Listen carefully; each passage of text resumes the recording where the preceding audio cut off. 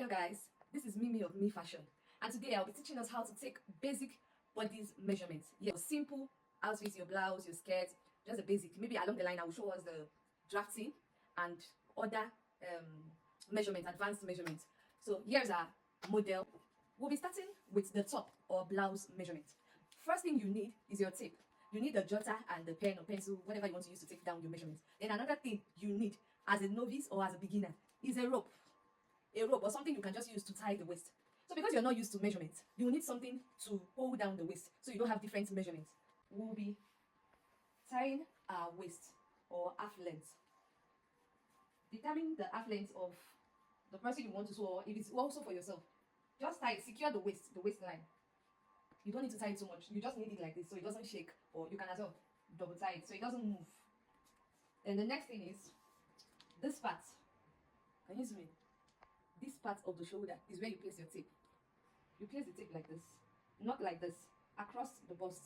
So the first thing is, there's no pattern, there's no arrangement on how you take your measurement. As long as you know what you're doing, you can just write them down so you don't miss up one important measurement.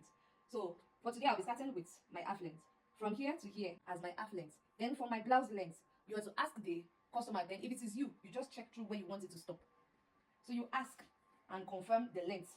Some people use shorter blouse, some people, different people with their choice. Another thing is the shoulder.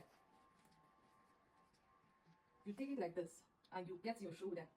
Then there is what we call back waist or back, whatever you want to call it, as long as you remember what it means. So you put it here, there's always this bone here. There's always this bone here. You place your tape there and you're going to the innermost part of her back. The innermost part. Sometimes, so if you have this, is a guide already, or if you don't have this, or you're not able to use it, you just go for the innermost part of the back. Then the next is the bust.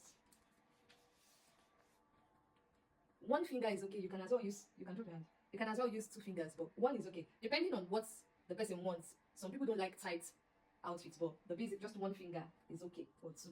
So you do this and you take it over. Be sure. Be sure. I'm having 41. Then we have the waist. The same thing. One finger is okay. That is 34. There's what we call under bust, which is directly under the bust. This is it. You can as well measure the waist. Remember, this is where our top stopped. So you can measure this. Whatever you have, you write it down. Then for the sleeve, you ask questions. Is this where you want it to be? How long? Depending on the style, how long do you want?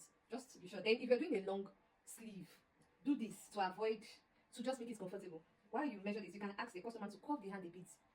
And you do this and take it over to your sleeve. Wherever. There are new sleeves that get here, depending on what you want to do. Even if it is like this, they will move down to a round sleeve.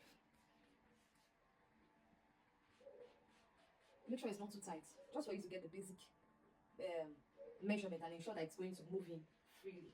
So just this. Same goes to this part. So you can see it will come in. That is actually the basic measurement for a top.